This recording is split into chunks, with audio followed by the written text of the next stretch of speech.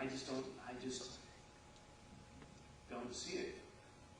A lot of people playing games and saying they're Christians and saying that we believe in Jesus. We're worshiping His Sacred Heart. We're worshiping the thorn.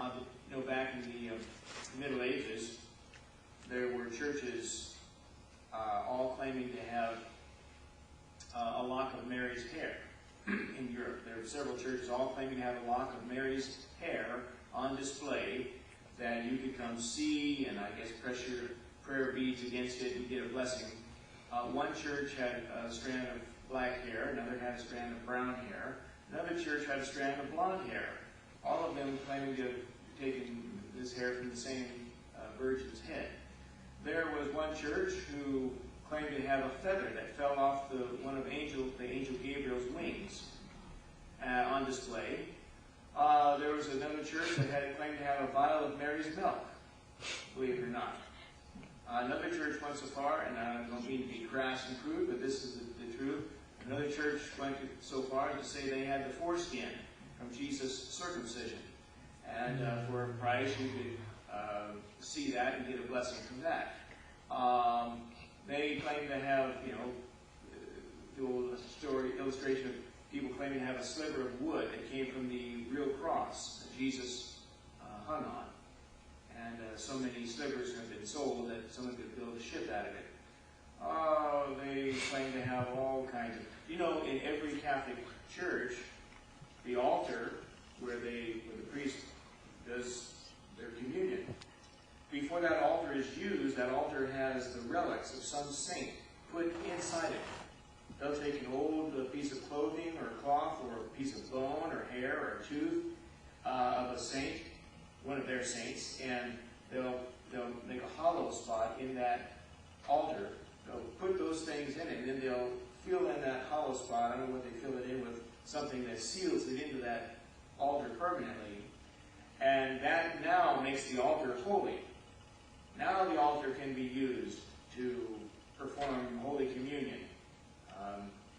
But all of these things that sometimes you see it, you get the creeps. How could people be so preoccupied and consumed with idolatry and fixated on objects and relics and something they think has magical properties to it because some priest sprinkled holy water on or made the sign of the cross. Now suddenly it's a good luck charm. May just be a talisman of the occult. You're better off leaving it alone.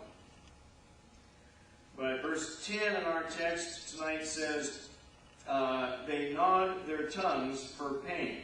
That's for pain as in because of pain, not they're trying to get pain. Here they've suffered leprosy for months because of having taken the mark of the beast.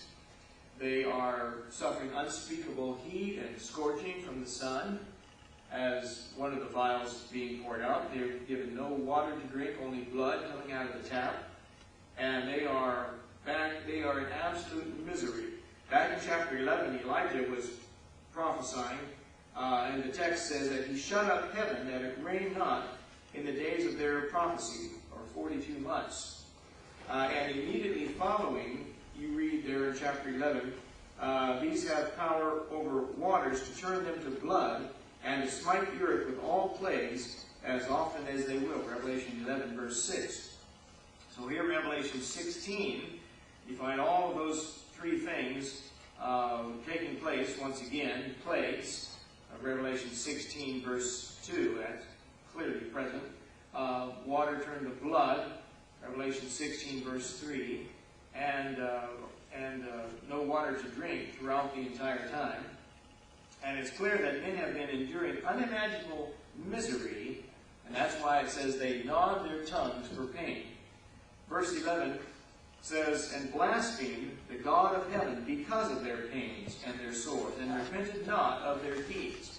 Now this proves conclusively that the heart is deceitful above all things and desperately wicked. Jeremiah 17:9 says.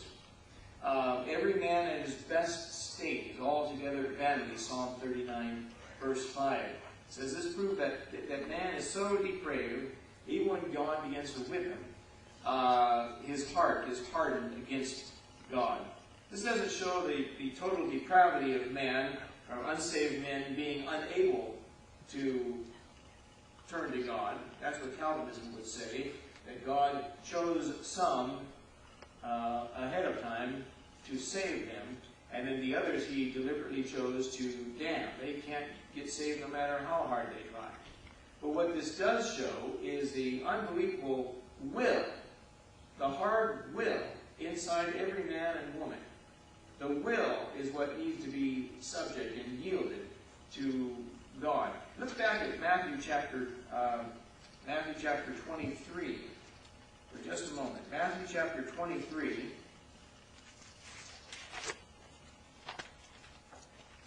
Matthew chapter 23, verse 37. Matthew 23, verse 37. O Jerusalem, Jerusalem, thou that killest the prophets and stonest them which are sent unto thee, how often would I have gathered thy children together, even as a hen gathereth her chickens under her wings, notice, and ye would not. Here Christ, trying in tenderness, trying to plead with Jerusalem, speaking for God. You stoned the prophets, stoned those that God sent to you, and how often God wanted to gather you as a mother hen gathers her brood and to protect them and love them, and you wouldn't have it. You know, the stubborn will in man is a strong force indeed. 2 Peter 3:9 says, God is not willing that any should perish, but that all should come to repentance. That's God's will. God is willing that all should come to repentance. But do they all come to repentance? Obviously not. But it says He wants them all to. That's His will.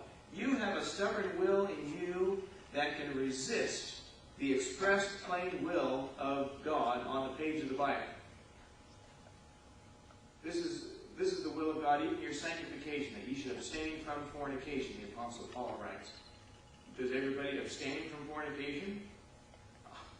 I would say not. The world's filled with fornicators and people with a corrupt mind. But he says this is God's will that you should abstain from it. Well, obviously, man's will is strong enough to overthrow the expressed and stated will of God in the Scriptures. See, you have a free will that wants to do its own thing. Now, it doesn't mean you're incapable of doing right. This is another mistake I think Calvinist brethren make, is that if man's given a choice, he's always going to choose the wrong thing. No, he's not. Some people choose the right thing. Do you know something? I'll bet you that if Adolf Hitler and Eva Braun had lived and had children together, that Adolf Hitler would have been a good dad. He probably would have been a good father to his children. Or a loving father to his children. You know, it doesn't mean that no man is capable of doing what's right and making the right decision. But the ignorance of sin means that he hasn't always done right. He hasn't always made the right decision and done good. You have to be careful when you talk about Adolf Hitler and invoke his name for any kind of illustration.